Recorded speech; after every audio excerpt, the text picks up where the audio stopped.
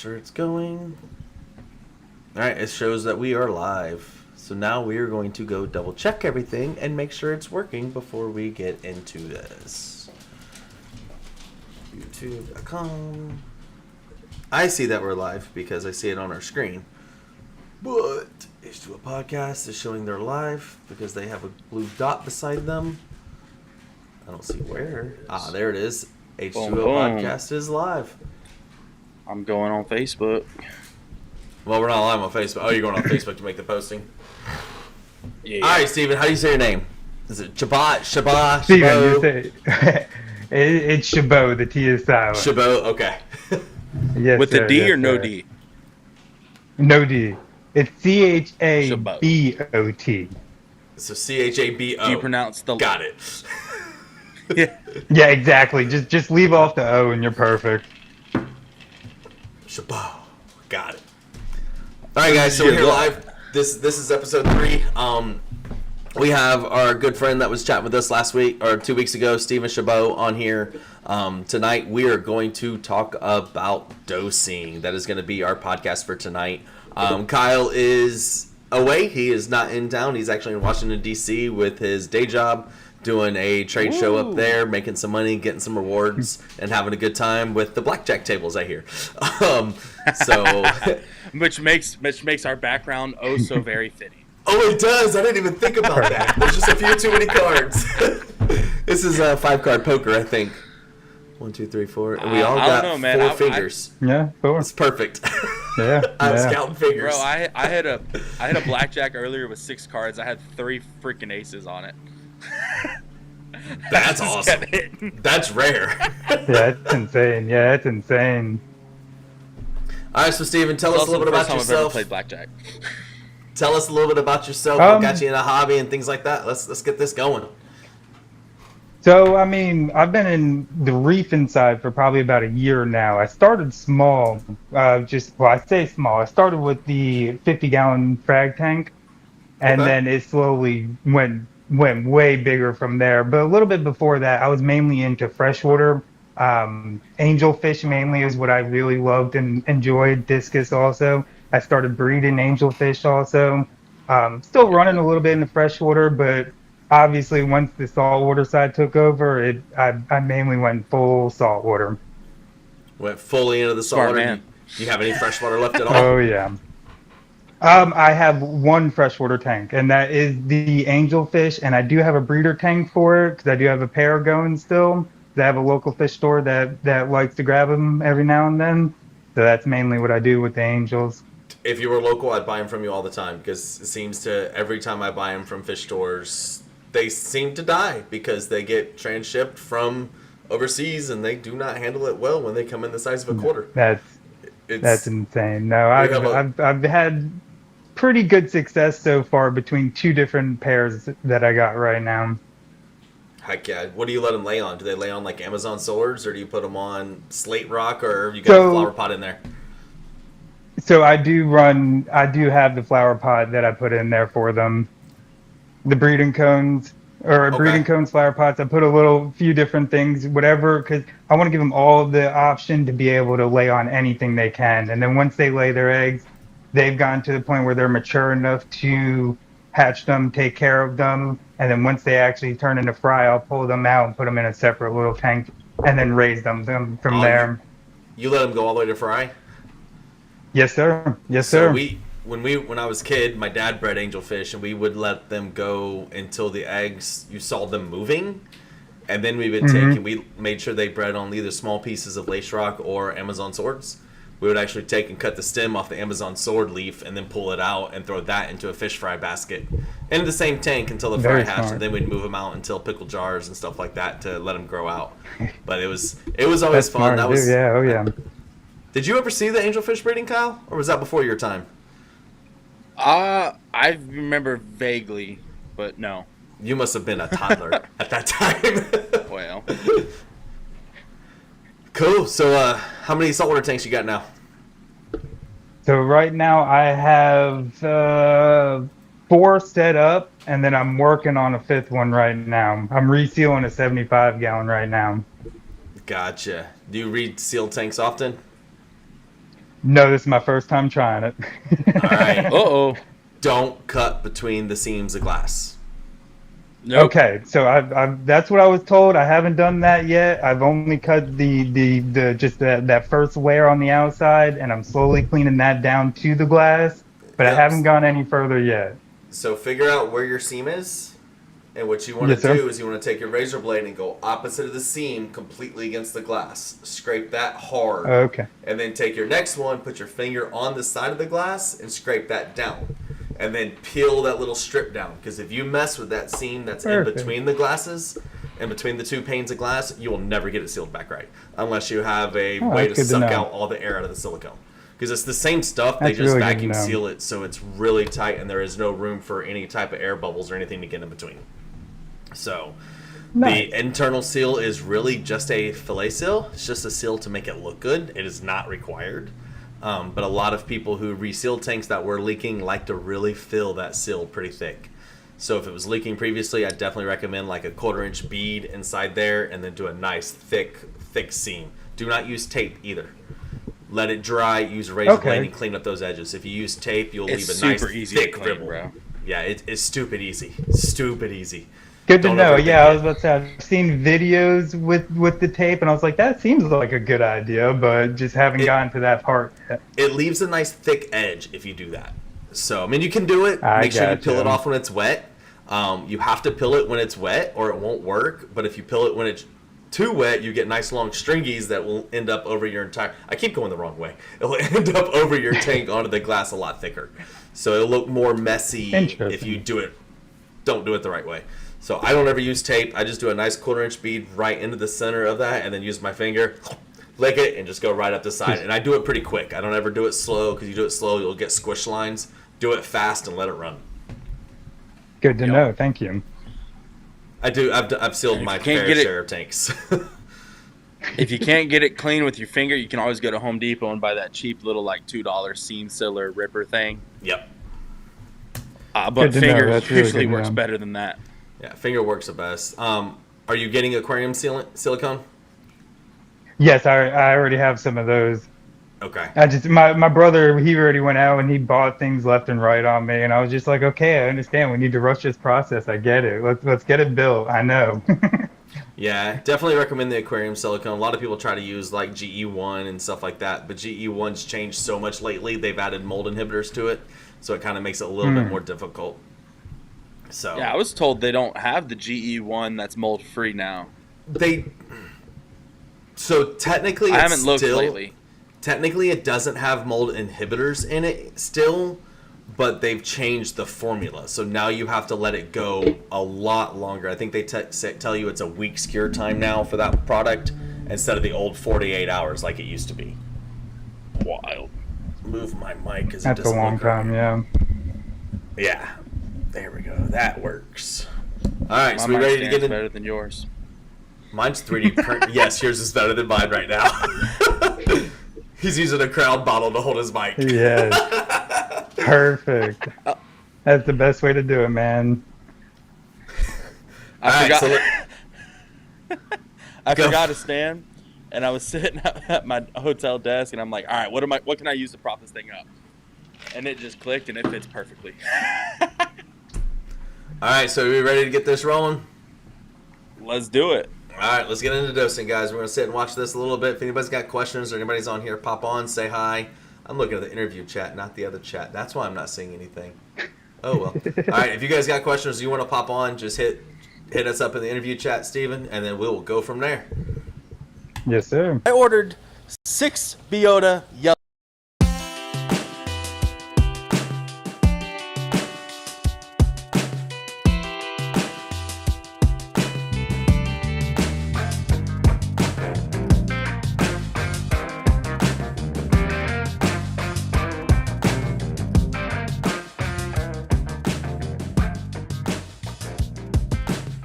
Welcome to the H2O podcast, where two brothers, Kyle and Will, talk reef tanks, coral drama, random life stuff, and probably some stupid opinions along the way. You've officially been warned. Stay salty, stay opinionated. It's time for HT Woo. Welcome back to the H2O podcast, where two brothers, Kyle and Will, talk reef, do a little bit of BSing, and have some fun. You might notice the background's a little bit different this time. That's my fault. I'm actually on a trip in DC. I've been here for about a week, but the podcast is still coming to you guys. It does not matter if we're together or apart. We're here to have fun, and we're here to bullcrap. Yep, I'm glad you said bull crap on that one. Live censoring here. That was pretty good.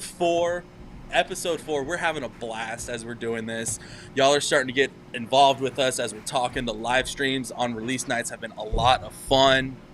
I think tomorrow night we're going to be doing live. I think we might have a guest. Yeah, we're going to have a guest. That's going to be awesome. Maybe. And if you're ever interested in jumping in on one of these, please contact me, contact Will, or hit the page up. We'll have you in. We'll have some fun. That's all we're here for, honestly. Yeah. But tonight, right now, episode 4, tonight we're going to do a deep dive on dosing. What's your thoughts on that, Will? This is one of the things that I'm a nerd about. I love dosing. Obviously, I own the chemical line Quantum, so dosing is kind of my thing. I think a lot of people always reach out to us and ask us what we should think about alkalinity, magnesium, calcium, nitrate, and phosphate. What should we do? How should we dose? What should we look for? When should we dose? All those different types of things. So tonight, that's what we're going to talk about. So let's just break down and get right on into it, because I know you're a little busy. You got a lot going on.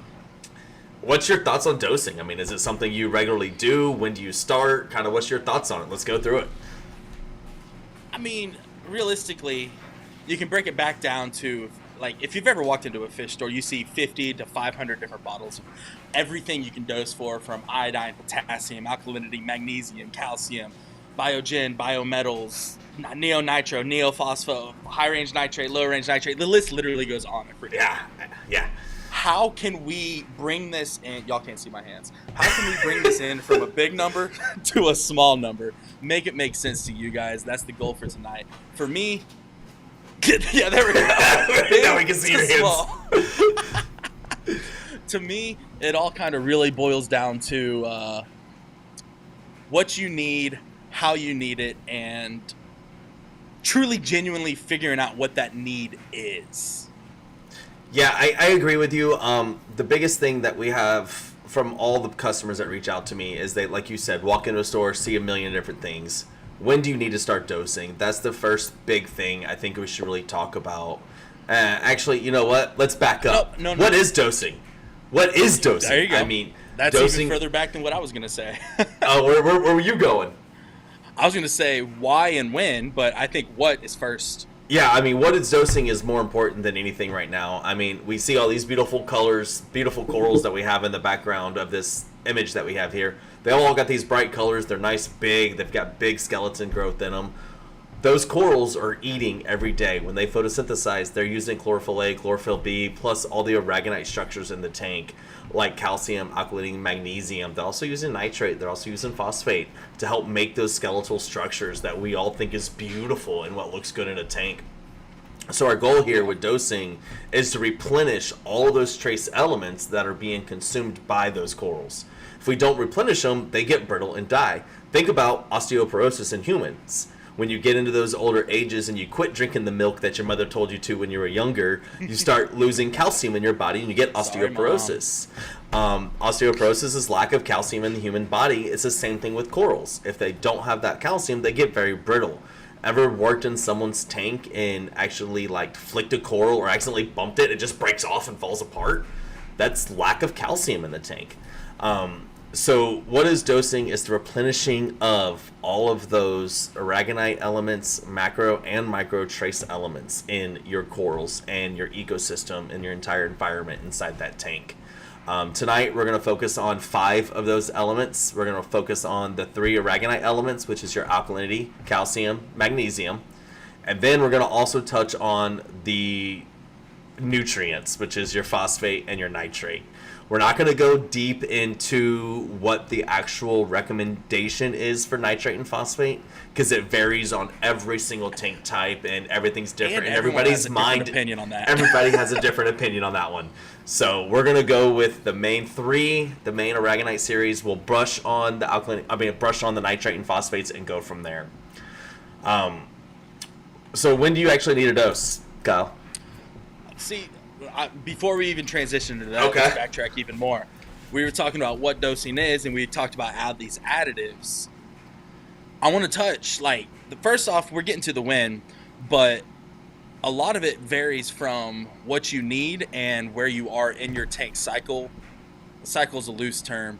Tank's life and Yes. ecosystem. Because water changes do replace a decent amount. So when you're doing these water changes and whatnot, if you're in a beginner's tank or lower level of corals, you usually can handle it with water changes. Yeah. However, when you want to ramp it up, that's when you get into it. So I think water changes is part of dosing. Personally, I mean, I tell every single customer, it doesn't matter if you want a tank like you see in the background here, or if you want a full-blown, I mean, that is a full-blown tank, or if you want like a standard softy tank, which is just a few of the small mushrooms and zoanthans and things like that. Water changes is the place to start. You start with water changes.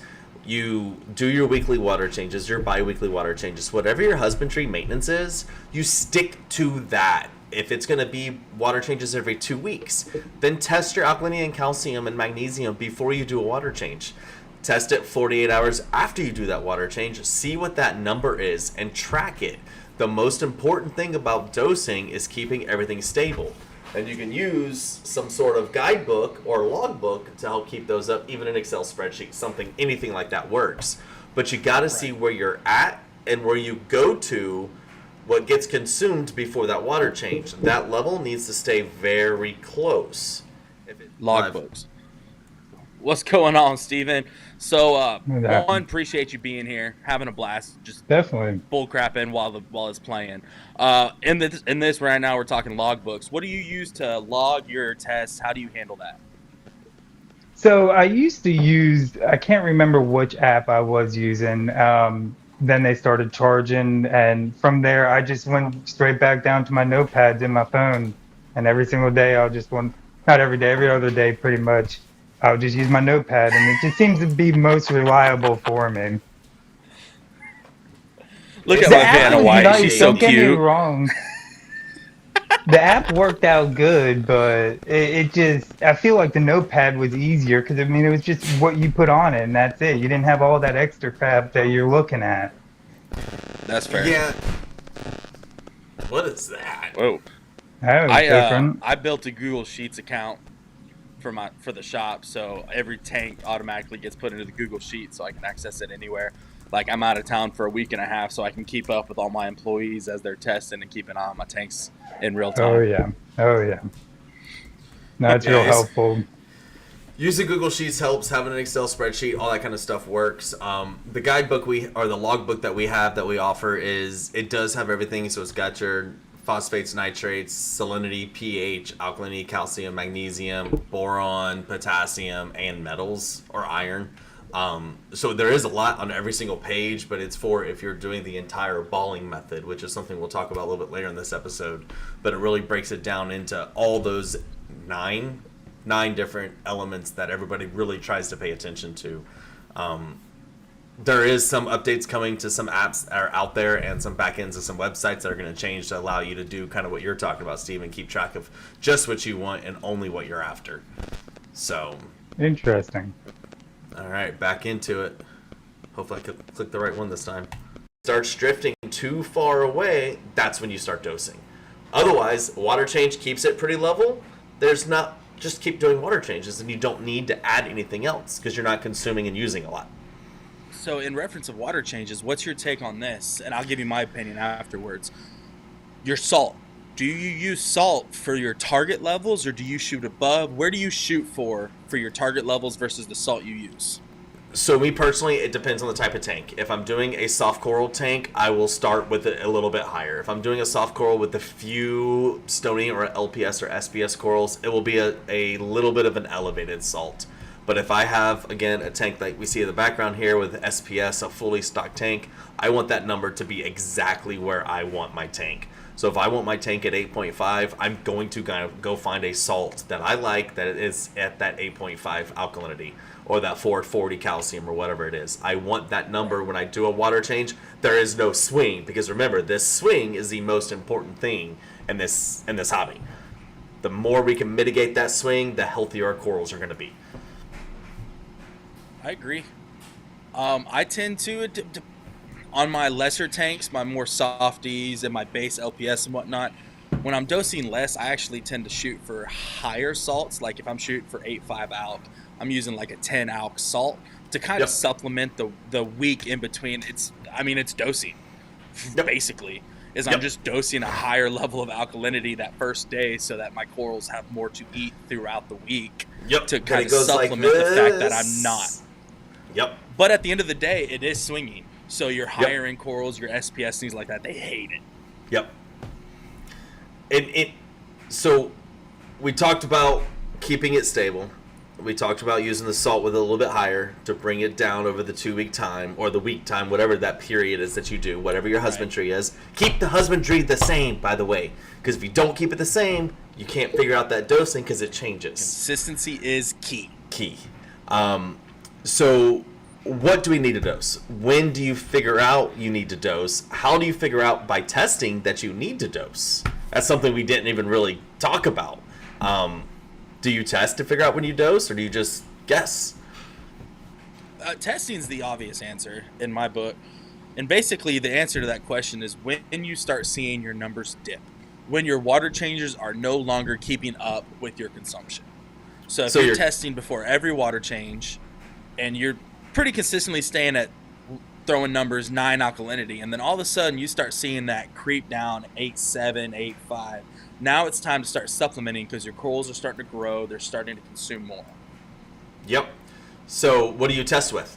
Are we using reagents? Are we taking it to a fish store? What's our recommendation? I mean, it's going to be, if you're first starting, take it to a fish store, let them help you, get you going with dosing, and then when it's time to really settle in and dial in that dosing, what's your recommendation?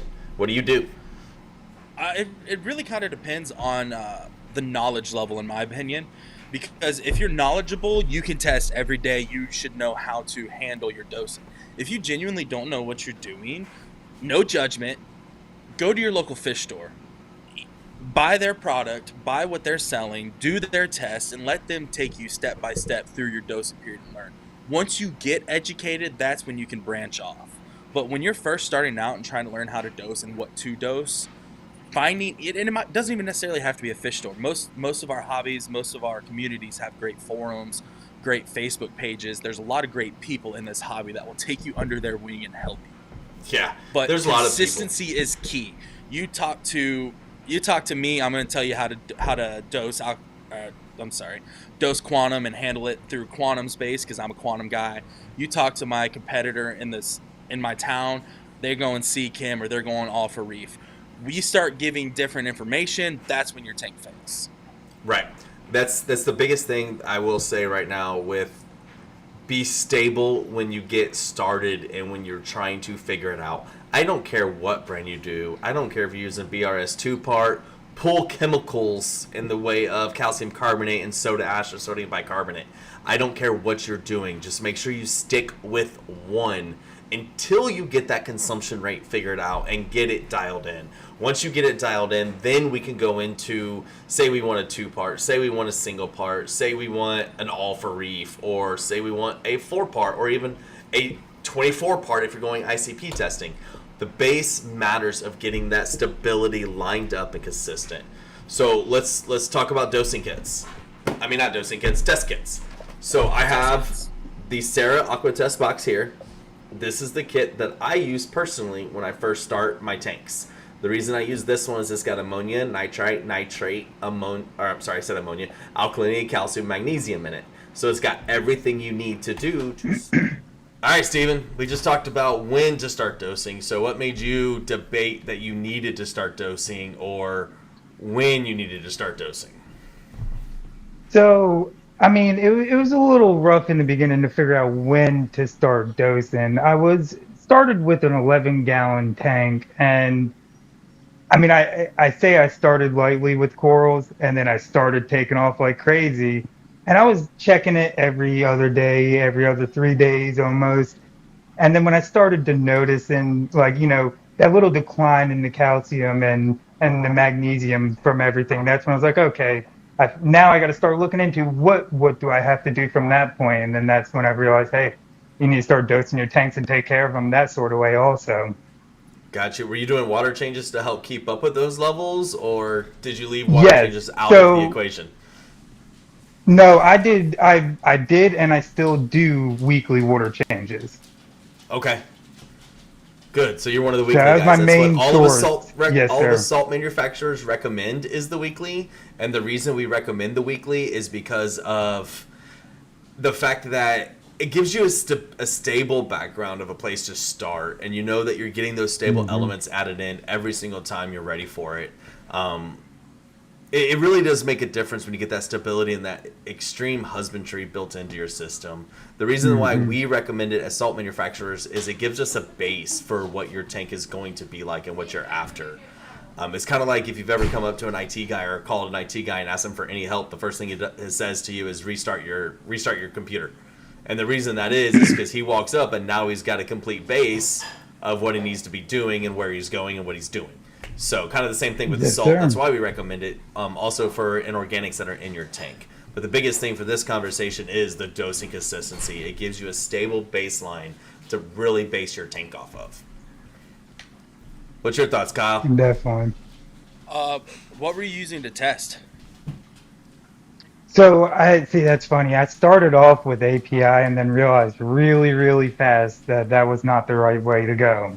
And then that's whenever I was looking around, and it was complicated in the beginning figuring out because everybody says use Hannah, use Salifer, and then use a mixture of both. Don't use this, don't use that. And then finally I realized, okay, we're going to do a mix of Hannah and Salifer. That's what we both I'm use. still an API guy for ammonia. Now, I'll use API in the very, very beginning. You know, like if I'm starting up a new tank, I'll use it in the very beginning. But not long after that follow do that I switch nitrogen right cycle. over to using. Yes, sir. Yep, that's kind of how we both are and how we've always been as a kid throughout our entire careers. Yep. So, all right, we're going to jump into testing now because that's where we're at. Let's go. Your tank. When this one gets to the point where my alkalinity and calcium are swinging and I'm trying to figure it out and get it dialed in for dosing, I put this kit away and then I go into the little Hannah eggs or Salifert kits, which I do have a Salifert kit behind me. It's Easter, man. We got to say eggs. Come on. I'm with it. I've never thought about it, but I'll never unthink it. Never unthink it. The cool thing about these is they are digital, so you can push the button and it will give you the readings of what. Oh, wrong way. Give you the readings and it will actually walk you through step by step. There's loads of different ways to do these. There's the master kit and everything like that. But the biggest thing goes back to that stability. I mean, we've got to get the tank stable in figuring out what our tank is doing. And that's where logbooks or those Excel sheets come in. So what you're going to do is you're going to test it on day one. Go for it. And we've said it a few times in this episode. I'm going to say it 100 more times. Consistency is key. Yeah. There is a range, and I'm not going to use the right term, Will. You can correct me on this. There's a range every test has. Margin of error. That's the word. Margin of error. Every test is going to have a margin of error. I run into this at my fish store all the time. At my fish store, I use the API Aquaspin. Yep. Sometimes people will come in, hey, I'm testing my phosphates. It's reading 0.07. I tested and it's reading 0.1. Well, I'm at the top of my range. I'm at the bottom of my range. You're at the top of your range. Vice versa. Like, the consistency of the test kit is what matters. Even if the test is complete, like, that's just what matters. Yeah, so you hit a perfect point there. We had this with a customer a couple weeks ago. He was like, hey, my alkalinity is reading 6.2 at home, but here you're reading 7. And he's like, well, I just can't get those numbers up. I'm like, well, you have to quit going between this kit and this kit. You've got to use just one kit while you're trying to figure it out. And that's where I said earlier, I start with that Sarah kit or the API kit, and then once I'm trying to dial in, I go into the more specific, the more scientific kit that will actually let me get there. So with saying that, when I go to doing this, or I'm going to get set up, I'll use this type of, these logbooks, and I'll go in and I'll date it. I'll do my first test on, say, March 1st. We're just going to say random numbers here to make this work. So on March 1st, I'll do a test. I'll get my calcium level, my alkalinity level, my magnesium level. I'll write those down. I'll go a week later. I'll test it. If that alkalinity was 8.0 when I did it on March 1st, and then on March 7th, it was 7.8. I now know my consumption over a week was 0.2. So now, what do you do? What do you do once you figure out that consumption? Do you go read the back of a bottle and just pray that it tells you exactly what to do? I mean, what's the next step? This is where a lot of people get confused in this hobby. This really falls down to every product out there. They're going to have some sort of calculator, a dosing calculator where you can follow. They're going to have their own recommendations, and they're going to follow what they push for. So most of the calculators, if you're sitting at 6.2 alkalinity, they're going to ask what you look for. They're going to say 8.5, or you're going to put in 8.5. I'm just saying numbers. And it's I know, I'm break just pulling, it down I'm towards pulling this one up to walk through it. All right, so I'll slow it down. So your tank size is 75 gallons. Your alkalinity is sitting at 6.2, and you want it at 8.5. And this is a pretty standard calculator. This one's specifically for quantum. Its base is going to recommend quantum products and all that. Like I said, that's just what we use. Not saying it's what you have to use. So this But one's saying, you'll go to that. let's say this one's saying 65 milliliters to get it from that 6.2, but that 8.5. So let's change this back to what my numbers were with that 8.0 down to 7.5. So we're at 7.5 and we want to go to 8.0. And the reason I'm using these numbers, Kyle, I'm kind of going different than what you said, is because we did this over a week's time. So we did this test on March 1st and we were at 8.0. On March 7th, we were at 7.5 based on our guidebooks or our logbooks where we're keeping these numbers. Now we know we're over 7 days. This is telling us we need to add 14 milliliters to get it from 7.5 back to 8.0. So what we're going to do is that was 7-day window. We're going to take that 14 milliliters, divide it by 7, because that's how many days we went. So now we're doing 2 milliliters a day. So what we're going to do is we're going to take that amount and we're going to split it up as much as possible. So this is where consistency really dials in and makes a big difference in this industry, is you go based on these logbooks, keep those numbers the way you want them, right? And then you can use, oh, I'm trying to get this to work right. And then you can use your elements. You can use your different dosing elements and whatnot that you have here, or even use your dosing pumps. That's the shot I was really trying to get, was the dosing pumps there. It took a second. But the goal here is we're adding 2 milliliters a day. So we can add 2 milliliters every time we do a water change. Oh, I missed the counter. We can do 2 milliliters every time we feed our tank, but we're doing it one-time shot. So that means at 8 o'clock at night, we're going to have a boost in alkalinity, and then it's going to come back down. We're going to have a boost the next day at 8 o'clock, and then it's going to come back down. Or we hook it up to a dosing pump, and now we set that dosing pump to take that 2 milliliters and split it up over all 24 hours.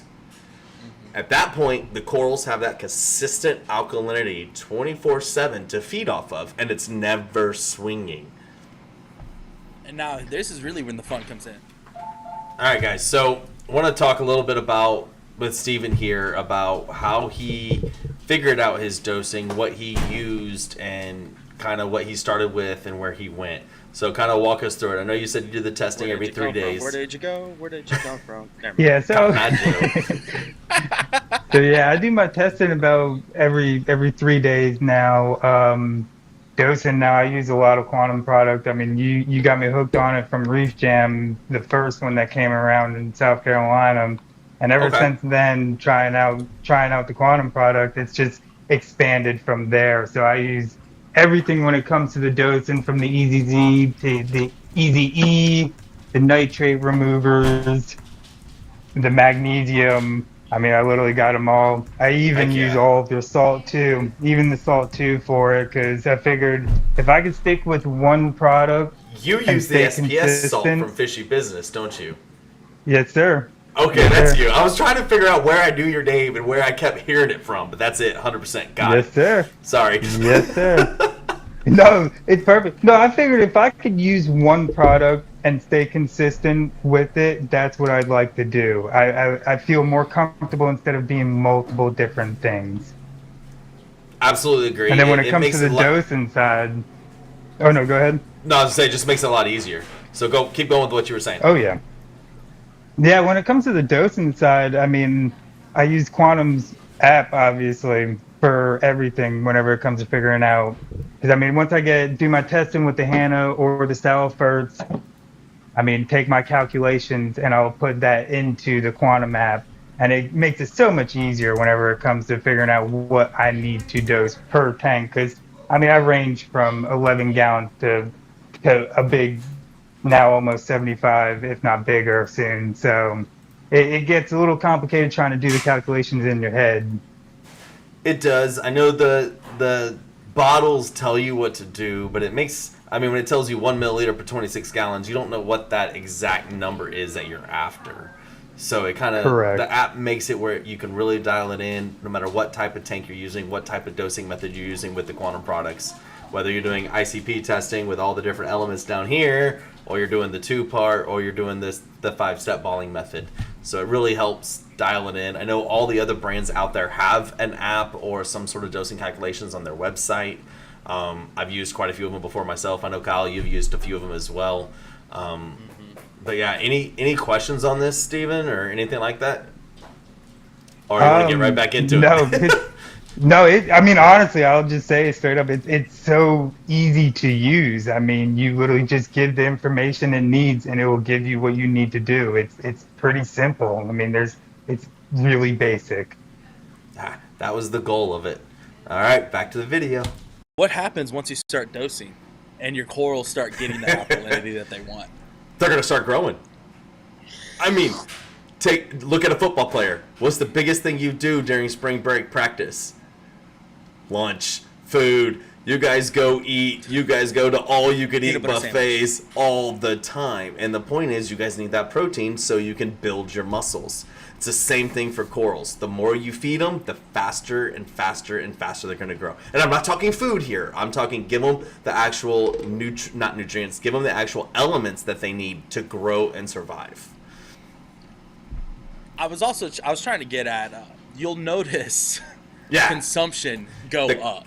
Yes. Which is what he was saying. But once you see that, this is why, once you do those 2 weeks of testing and you figure out that number, that 2 mils a day that you're going to dose, that number is going to change. Yes. It always does. Yes. So that's where you need to continuously test to follow that trend. Because once you start going, your corals are going to go, oh, food!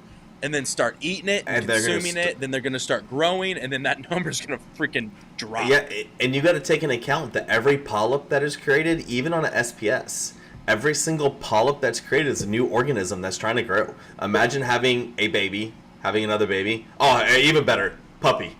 Having a puppy, having a dog, and then having 7 puppies, and then having 7 more, and then 7 more. Every time it's more and more and more and more you have to keep giving them. So what I tell people to do is get your base, figure out what your consumption is, run that consumption for 6 weeks. Test religiously every week for 6 weeks straight. Once it gets stable and you don't see much movement in that number and you see that it's pretty much stable, then you can back off to once a month testing. You really can do once a month testing and be okay. Now, let's go 6 months down the road once we've started to see our corals encrusting over our frag plugs and getting a little bit bigger. Then we do a test and we see, oh crap, we're no longer at 8.0, we're no longer at 7.9, we're back down to 7.2 or 7.0. Now we've got to readjust that dosing number. We're going to go back into our calculator again and change that. So we said we were at 8.0, now we change it to 7.2 because we're consuming it a lot faster because we got a lot more corals in there. Recalculate it, now it's 22 over 7 days. I'm not even going to try to do that math, it's 3 point something. But we'll change that dose from 2 milliliters. You're like, shut up, Will, that's right. 2.165, I believe. I wasn't going to go that far. I know 21 is 3, so I know it's a little bit over 3. I would just go to 3 I was actually personally. hoping you were wrong, but anyways, continue. Go to that 3 milliliters a day, and then you'll start seeing it consuming even more because the consumption level's gone up. It's just because you've got more inhabitants consuming that element. All right, let's get on to something else. So by the way, hold on. It's the exact same for alkalinity, calcium, and magnesium. It is literally the exact same process for all three of those elements, even phosphate and nitrate, because all of these, what you're trying to do is get that stability. Remember, like Kyle said, stability is key. It is the most important thing. I actually say consistency is key, but that's like the same thing. So Consistency is key. I like stability. Consistency is key. Stability is key. But the goal is to get all of those numbers as consistent and stable. And you don't want a heartbeat. You don't want a heartbeat. You want to flatline your tank. The flatter that line is in your tank, and the more consistent those numbers stay, the happier and healthier your tank will be. Also, it also prevents things like coral stress, coral damage, or anything like that, because it's going to, they're stable. Imagine you moving all the time and whatnot, you wear out, you freak out, you start stressing, and you start getting rid of things. Same things happen with your corals. I just went way off topic. Go back. You're good, but I want to continue following down the rabbit hole just a smidgen. Okay. So we've been talking about calcium, alkalinity, magnesium, all of that. Target numbers versus numbers you're shooting for versus numbers where they are. I know this one's kind of a weird one, because there's the right answer, the wrong answer, and my answer, which is typically the wrong answer but quicker. Am I going first or you? Well, let's put it first. The obvious answer is everything you read, all the forums are going to say calcium 440, magnesium 1400 or 1420, 1440. Alkalinity anywhere between 8 and 12. Nitrates and phosphates 10 to 0.1. That's the red fill ratio. That's what everything you read is going to tell you to do. Yep. But every tank is different. Go ahead. Every tank is different. I mean, they also tell me that my ideal weight's 175 pounds. At 175 pounds, I look like a freaking skeleton. So I like to be around 190, 195. I feel good. I'm healthy at that. So every tank is different. 12 years ago. No, I'm still there. Sorry. Douche. So every tank is there. What I recommend people doing with this is start with where your salt's at. If your salt is at 10.5 alkalinity, 440 calcium, 1600 magnesium, keep it there. Keep your levels there, because your salt is your base. Start there. And then change it as you need. If you see that your tank's not liking the higher magnesium, slowly bring it down. But you need to change your salt, because if you do a water change with that salt again, you're just bumping it right back up. So what are the signs of that? Lots of different things. I mean, this is where I would say this is one of the biggest important things about local fish stores is your local fish store knows your tank better than you do. Because you come in and you talk to them. You talk to us about what's going on in your tank. We have the experience that you don't. And I keep saying we as in you and I, but every local fish store has this. They have the knowledge that you don't have. You're coming into them as an expert. It's kind of like you walking in saying, what's going on with my car? They hook up an OBD2 scanner and they tell you what's going on with your car. You walk into my fish store, I'm able to say, hey, I ask you 10, 15 questions, and then I can pinpoint you down a rabbit hole to get your tank fixed. Whether it's high magnesium, high phosphates, high nitrates, low numbers, I can talk with you through multiple things. This is where, I think it was episode 2, we talked about the Facebook people and the online myths and the online gurus and whatnot. They know what they know. They know they want their alkalinity at 8.5, their calcium at 420, their magnesium at 1325. They want it there because that's what they're doing. But that's not what's going to work best for your tank. Every tank is different, and this is where your local fish store knows it the best. Perfect example, the display that we showed you in the last episode, calcium in that tank is 320. If I raise it to 325, corals start freaking out. Don't get me wrong, I love it, because dosing is way cheaper when you're dosing calcium to 320. But the minute I raise it, it freaks out. I've had polyp bail happen from trying to get my calcium to 400. So you learn over time, sure, you're going to lose some, you're going to win some. I've definitely lost on some torches trying to get that calcium up. But you learn, and this is where the experts of your local fish store really come into play. And another thing I want to add to that is if you're following a regimen, say you're doing a Red Sea regimen, a Seachem regimen, this little page flipping sound that you were talking about earlier is really annoying. I'm flipping pages trying to get to a page to show it, and it just keeps... Sorry. Pick a regimen and stay with it.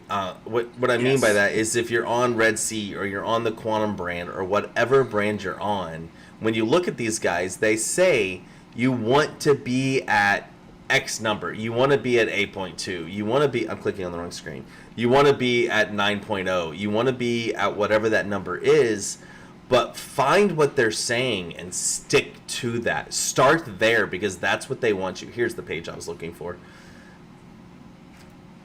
Like if you look at Quantums right here, they say ideal calcium is 420 to 440 for an LPS or soft coral tank. Mixed tank, it's 430 and SPS is 405 to 420. Alkalinity is 10.0, 8.8, 7.4. It just depends on the tank, but I would recommend sticking with whatever product line you're starting with. Again, we're talking starting. This is the beginnings lesson in dosing. We'll get a little bit more advanced here in a few minutes, but for beginners, start with whatever brand you're working with, whether it's salt, whether it's elements, no matter what it is, answer start. Should be start with whatever your local fish store supplies. Yes. Because yes. you're going to have... All right, Steven. It says start with your local fish store and what they're supplying. What do you use? What's your levels? Where do you try to stay at and why? So what I use is Quantum SPS salt mainly for my frag tank. Now I kind of stick for a little bit higher levels on almost everything. I'm trying to bring down my nitrates and phosphates. So my nitrate levels are sitting, I want to say, at 37.4 right now. And my phosphate was sitting at 0.20. So I'm trying to get them a little bit lower. Yeah, they're a little high up there. Now my calcium usually sits around, I would say, 430 to 450. And my magnesium, I'm usually around, I would say about 1320 is usually where I'm sitting on my magnesium. Why are you trying to and then put now, your phosphates down when your nitrates are that high? Well, I'm trying to bring them both down slowly. The nitrates took off on me one time. I was sitting there testing. We were sitting in nice low levels around 15, and then next thing I knew, it just kept shooting up. And then that's whenever I started checking my phosphates. They were raising slowly also. I thought it was from possibly feeding too much, so I slowed down a little bit on my feeding. But really, I just want to get them back down to about 15 nitrates, and then if I get my phosphates, at least I've been trying to at least get it under 0.1 just to make everything comfortable in the tank. It is a full mixed reef, so trying to keep happy levels for everybody in there is a little complicated. Yep. Okay. Consistency is key. Consistency is key. There's Yes, your sir. favorite saying. All right, Yes, back sir, to it the is. video. Questions. And I, as a fish store, I sell specifically Quantum. I am relatively knowledgeable in other products, but I'm not as knowledgeable in Seachem and Alpha Reef as I am with Quantum. Right. So you come in asking questions about Seachem, I'm going to give you the best answers I can, but ultimately I'm going to turn around and use the computer. Yep. So if you choose to dose whatever your local fish store that you trust supports, that's how you get your best support down the road. And even better is if you walk in your local fish store and they don't know the answer and you're using their products. So like if someone walks into your store and they ask you a question about Quantum or they're having an issue, you're going to call the Quantum rep and get an answer and be able to say, hey, here's everything I walked through. We're at a level 20 here on questions and we cannot figure this out. Help me with something else. And your Quantum rep has done millions of tanks where you've done hundreds or even thousands.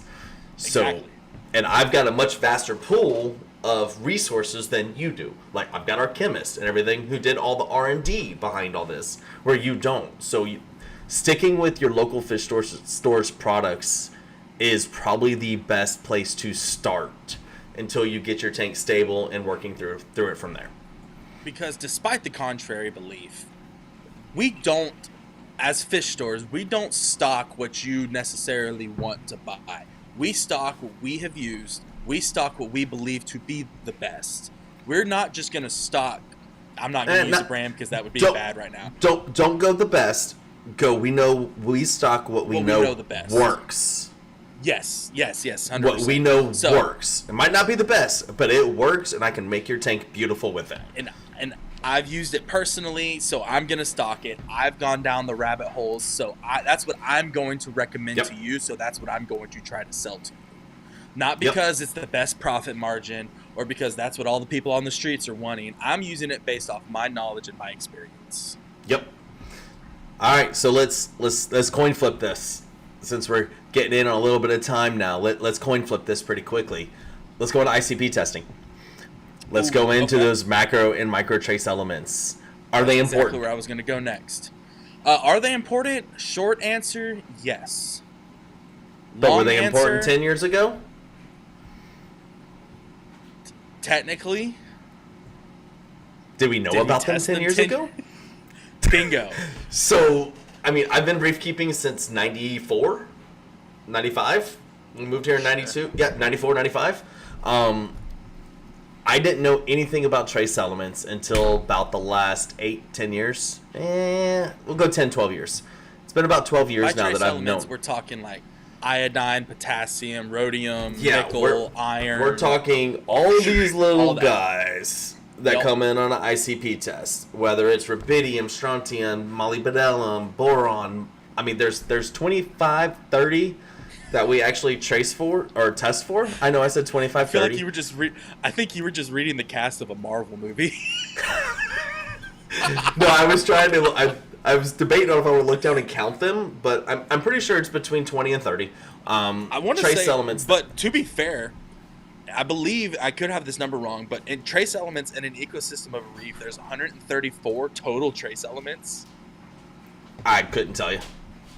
I want to say that's the number. Could be wrong. Fact check me. But the humans and the computers that we have can only test up to a certain amount. I'm not. Yeah, I think it's like 32 or 38 that we actually test with ICP MS. I know ICP OES testing is like 24 to 28 elements. But it comes down to how much work do you want to do in your tank? This goes back to the type of elements is the wrong word, type of products that you're dosing. Whether you're dosing C-Chem, whether you're dosing Quantum, whether you're dosing all for reef. It really comes down to what you want to do. Every brand that's out there has gone through years and years of R&D testing and has been able to provide very beautiful, successful reef tanks with only doing the minor 14 trace elements, with only doing alkaline, calcium, magnesium, with a few little macro trace elements mixed into it. I mean, still to this day, with all the new science and new technologies that we have out there, the balling method is still the #1 recommended dosing system in the world. And to kind of break it down for you guys, the balling method is a 6-part or 7-part dosing system where you have calcium, alkalinity, magnesium, and 3 bottles. Those 3 bottles also contain some of your macro trace elements. Now, when we say it contains those trace elements, it contains those trace elements, but it's not enough to buffer them up to exactly those levels that we require through ICP testing. It's enough to give the aragonite structures the supplemental reinforcements that they need for your corals to actually consume those elements and utilize them through photosynthesis and skeletal growth. One of the things, I don't know if you guys saw a little bit earlier ago when I showed you those numbers, you had the brittle calcite and then the strong aragonite. The biggest difference between that is one's using just alkalinity, calcium, and magnesium to create that structure. One's using the supporting macro trace elements to make that structure. So you get that supporting element, makes it a nice solid piece versus it being open and brittle like this. So those elements are important, but they're not as important as a lot of people tend to push them to. I shouldn't say that. They are as important, but having them in those full levels and full numbers aren't as big of a deal. So that's where a lot of like the 2 parts come into place. Hold on, don't go 2-part. Okay. Don't go 2-part yet. There's 3 to 4 more bottles in the balling method that I want to said touch 3 to. and held up 4. I did 3 to 4 more bottles because depending on the brand, Life is some hard of them when have you're 4. Shut up. Some of them have 4. Some of them have 3. Those are going to be your minor trace elements. Those are going to be like your borons, your potassiums, and your irons. Those are going to be your halogens, your potassiums, and your metals. Those guys are going to be dosed in an amount where I'm giving you some, but I'm not giving you all. Because if I'm going to give you all, I need you to do ICP testing and see what that true number is. So the balling method gives you everything you need for support and chlorophyll and zooxanthellae color. So now let's go into 2-part, which is the next newest best way of getting your trace elements. But old school 2-part was just calcium and was just alkalinity. It's changed now. So with your 2 parts, you usually are going to have your alkalinity by itself with trace elements. Then you're going to have magnesium and calcium together, coupled with also with its trace elements. What are you doing? You look like you're thinking that's not a good thing. No, I was just turning the camera. So you've got your 2 parts. 2-part. Plus phosphate.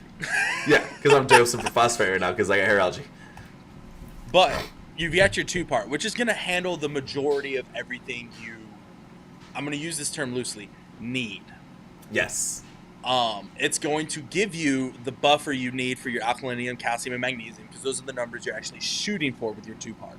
But with 2 parts in today's world, it's going to have those trace elements, the irons, the potassiums, the borons, the nickels, the metals, everything that your tank needs, but in a lower dose. It's basically allowing you to dose without having to ICP so that those levels don't get out of hand. Right. And what a lot of companies did is, I say a lot of companies did, some of the newer companies that have remade their products, which there's quite a few of them now that are changing their formulas due to ICP testing. I mean, ICP testing didn't become available to a lot of the industry until about 10 years ago. So at that point, there was no way to see what was truly being consumed and utilized during coral growth. And now a lot of companies have actually done R&D testing with ICP testing with multiple tanks to see what trace elements are being consumed with calcium, which ones are being consumed with magnesium and whatnot. So it kind of allows us to go into the 35 different trace elements of what's being consumed and utilized during consumption. So those levels have been put in there based on what is being consumed with calcium. We're putting that number inside that bottle at the same time. So if a calcium L is being used, it's getting 14 milligrams, and I'm throwing weird numbers here. It's using 14 milligrams of potassium with that calcium to create that calcite structure. So we're replenishing 1 gram of calcium to 14 milliliters of potassium. And again, that's weird, stupid numbers. I'm just throwing crap out there. But that's kind of how they're doing it. It's in relation to. It's not a perfect science because every coral's different. The reason the reason manufacturers do that is because the cost of doing ICP tests adds up quickly. The ease of testing these at home is not easy. I mean, sure, Red Sea has great tests for potassium, for iodine and whatnot, but it's not an easy test to do for beginners. It doesn't give you exact numbers because it's color shading. So following these numbers is not exactly easy. So they try to do it based on a relative consumption rate. Right. So one more thing, and we're going to have to call this an end because we're getting close on time here. If you want to do ICP testing, don't think that we're telling you not to. Some of the most beautiful tanks I've ever seen in the world are completely ICP tested. I mean, you go look at Andrew Sandler's 17,000 gallon tank, which just had a catastrophe, but his tank is 100. You mentioned it, so we got to stop. Our thoughts and prayers go out to you, Yes, Andrew. thoughts and prayers Looks to you, like your team 100%. actually handled it incredibly well. I can't believe you're going through it. You have our support if there's anything you need. Please reach out, brother. Please reach out. Let me know. We'll do what we can to help you. ICP testing Back on is a track. thing. ICP testing is a thing. It is helpful. You can truly dial in some amazing colors and some amazing growth with ICP testing. However, it is not for the weak and the weary. It is a lot of work, a lot of money, and I'm saying a lot of money because it is. I mean, you've got 25 to 35 different individual dosing elements that you're adding into your tank daily. They call them the dailies. And if you want to learn about ICP testing, you can head over to reefmoonshiners.com. I will call them out because Andrew Mueller does a great job in education and educating the public on what the trace elements are and what's needed. All right, Steven, do you follow trace elements? I tried to. So I've only done one ICP test so far in all my tanks. I want to do more to really get down to all the different elements and everything so I can understand my tank better. Now, when you say you want to get into it more, are you going to truly dive into trying to adjust all those elements like the dailies and things like that? Or are you going to just test it to see maintainability and stability and consistency? So mainly I want to test for stability. Okay. So you're not going to be the guy who goes, oh, my iron's at 0.06, it needs to be at 0.1, and go adjusting it daily to make sure it stays the same. No. Well, what I if would you rather notice be that more your reds are stable. starting to fade out? I still would rather prefer being stable. You know, it's all in the end. I want to be as stable as possible. And why that's is that? Because I mean, stability stable is is key. key. Consistency is key. Come on, it's Consistency, consistency, not stability. It's Just because you got me on this episode a little bit ago about it. So I do agree that trace elements, like I said here, trace elements do matter. You can have a significantly prettier tank by following those trace elements and making sure every trace element is out there. I do know there was a new brand that's coming out here soon that is hinting at some of the new products that he has coming out. And one of them was an all trace element. It's got all 14 macro and micro trace elements in one bottle, to include rubidium, which is one that we have been seeing lots of different papers and articles being written about the requirement of rubidium inside of your tank, to help with end-dock ratios and organics inside of your tank and whatnot. So it's a new product that's coming out. I have not personally done any testing on it because he's hinting on it, but it's supposed to help, kind of like what our Easy E and Easy Z does in relation to what you're consuming, to help put those elements back in your tank. Of course, every tank is different, so having a one product does all is going to be very hard, and that's why Andrew Mueller over at Reef Moonshiners does such a good job, is he does have all 34 different trace elements in different individual single bottles set up for daily dosing, set up for weekly dosing and whatnot, to help get those tanks a lot prettier. Any questions on that, or kind of make pretty good sense? That makes sense to me. All right, we'll get back in this. I think we got about 5 or 10 more minutes left on this video, so we'll get going. You can also find companies that have apps, their dosing apps will allow you to put in whatever ICP testing you're using and use their own products with ICP testing. So you can go in and go into, like, say, our app, and you can go over to potassium and see that you're at 405 and you want to be at 415. Put those numbers in there. It will tell you which one of our exact products to use to bring that level up. Same thing with Seachem. Same thing with Tropic Marin. We all have that. Because we don't offer it, Tropic Marin doesn't offer it, Seachem doesn't offer it, but we still have the availability there for you. It's also a terrifying thing to read, because there's things in your tank you don't realize are in there. Like, I'm pretty sure, and you have an ICP right in front of you. Is uranium on that? God, now you want me to try to show uranium. Yep. Yep. Yeah, isn't that what they use to build bombs? Yeah. But it's in your tank, and it's Nicadium? actually at a required level. Nicadium? NiCad? That's wild. That's what we That use to is make lithium absolutely batteries for Teslas. Yeah, it's the stuff you don't realize you need. So, like, it can get very overwhelming very fast. The best one, copper. I need copper in my reef tank. What the heck?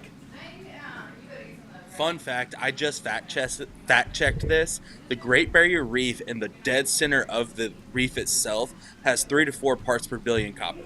Yes, it is. It's actually extremely high. It's actually used for, I think it's chlorophyll C, for getting greens and yellows to grow in your corals. It's kind of interesting. But isn't copper what kills inverts in corals? Yep. It's what we use to kill parasites, to kill inverts and bristleworms and things like that. So it's kind of really weird that we have that much copper in the ocean, and yet we tell everybody, do not use copper in your reef tank. By the way, this is a note, do not use copper in your reef tank unless you're testing for it. Because if you add coppermine or copper power or anything like that, you will destroy your tank, because those are not the same types of copper.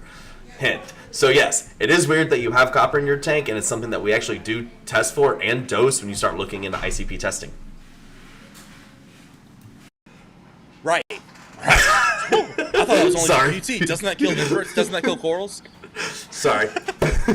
I figured that was a good one to end that one on. So, To sum all of this up, dosing is not required, but it makes life easier. I do want to touch on, real quick, I know we're coming close on time, the biggest dosing mistakes people do. You took the words out of my mouth. Of course I did, because I'm a freaking genius, and I think quicker than you. Okay. So the biggest one is changing too many variables at once.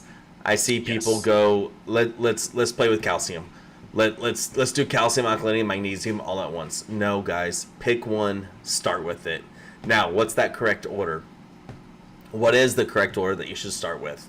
Me personally, I'm a big fan of getting my nutrient levels under control first, because once I get my nitrates and my phosphates down, I can actually see what's being leached out from my rock, what's being leached out from my aragonite sand, what type of calcium levels and alkalinity levels are being leached out into my tank that are going to always be leached out.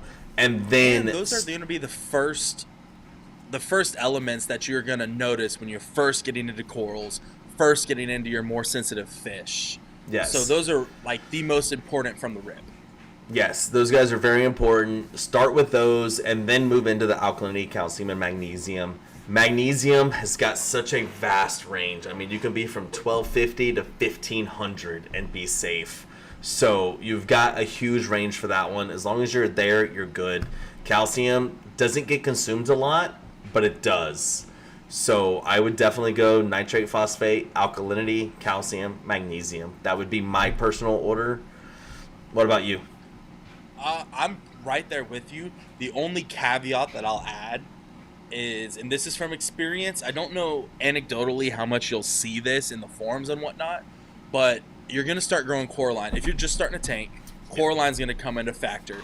And once coralline starts growing, magnesium is the one that's going to bottom. Yep, magnesium's going So to bottom out pretty quick. If you're trying to convert your white rock, your brand new pristine rock, into coralline purple rock, you're going to have to dose magnesium.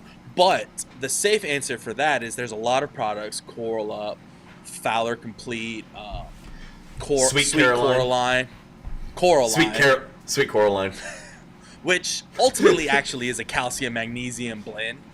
But there's a lot of products that you don't have to get into testing for. It's just going to tell you this is how you grow coralline algae.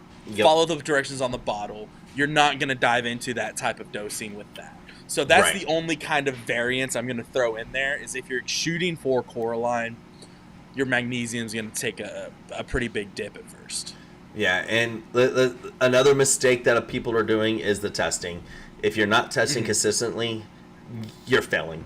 I mean, you are trying to grow a living organism. You have to test and see what's being consumed, see what's being utilized to be able to replenish it. If you don't replenish it, it's not going to work. It's kind of like getting a 1 gallon water jug for your dogs. You see how many days they last on that 1 gallon water jug, and then you refill it. It's the same thing for your corals. And there's 2 steps to the consistency of testing: frequency and style. And by style, I mean brand. And by brand, I mean exact tester. Whether it's at home, whether it's your local fish store, it does not matter. The consistency comes in location and type of test and how often you do it. Yeah, and time of day. If we're doing this, that matters. time of day matters 100% because consumption rates vary during photo periods. So if you're testing in the evening, you've gone through an entire photo period. If you're testing in the morning, if you're testing in the morning, you've gone through an entire resting state. So you're going to have a higher alkalinity, higher calcium, and higher phosphate levels during the morning times than you are at night. So make sure that time of day testing is the exact same. I'm going to hit a pet peeve of mine real quick. You cannot get water from your tank in the morning, leave it in your car, go to work, go to the fish store afterwards, and get a test that's even remotely freaking accurate. Don't do it. You're wasting my time. You're wasting your time. You're wasting your money. Don't do it. Yep. So dosing doesn't have to be complicated. It is truly a simple process. It is truly just sitting down, taking those test numbers, writing them down, seeing what the variance is, and adjusting your dosing for that variance. Whether it's manually dosing once a week, dosing it on a dosing pump, whatever you're doing, there's lots of different ways about dosing that makes it stupid simple. I mean, we're Americans. We like the KISS method. Keep it stupid simple. Don't make this overcomplicated. Everybody likes to overcomplicate everything in this industry, and it's truly not. Don't overthink it. Don't overdo it. Don't change too many things at once. That's the only thing I have to tell you guys. Do not change too many things at once. You will hate your life, and you will get out of this hobby really fast. It can be as complicated as you make it. I mean, nowadays, a 2-part works beautifully. My display at the fish store runs entirely off a 2-part. Yep. Plus amino acids, which we didn't touch on, but that's a whole nother concept. That's not this dosing conversation. That's totally different.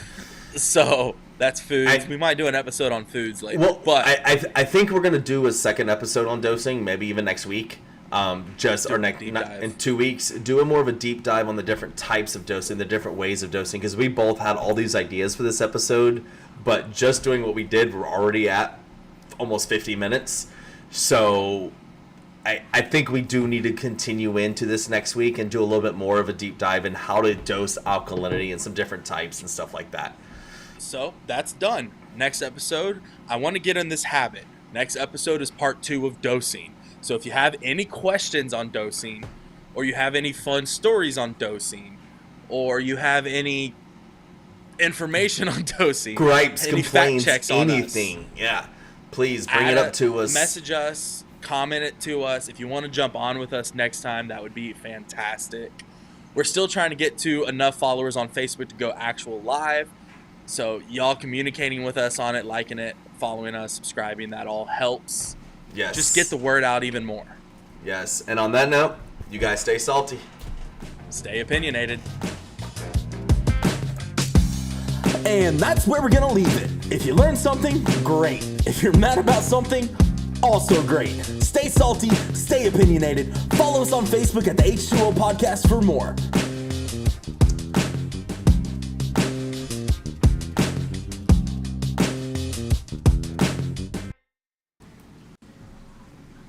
Wrong one.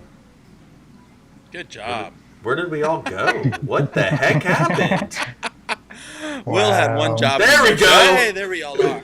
I clicked the same one. On episode 4 of the H2O podcast, part 1 of dosing. Like we said, next episode will be a deeper dive into dosing. We're going to hit all of your different chemicals, all of your different whens, who's, what's, whens, where's, why's, all of that nonsense, including the drunken dosing. Yes, we have got a story we want to tell you guys about a customer of ours who had a little bit of an issue in a very expensive reef tank, and it was all because he was drunk and he thought he saw a parasite. Little hint. But I do want to shout out. Oh, and it goes with copper as well.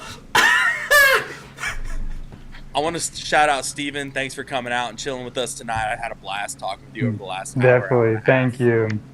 Yeah, it was a great time. Thank you for having me. No problem. Hope It was you learned definitely a thing great or time. two. Hope you had fun, and I hope you come back sometime soon. Yeah, Definitely. Would love to. we'll get you on another episode in a couple weeks or so. Again, thank you guys. Thanks to everyone for coming out. If you guys have any questions on dosing, please pop into our Facebook group or our YouTube chat down below.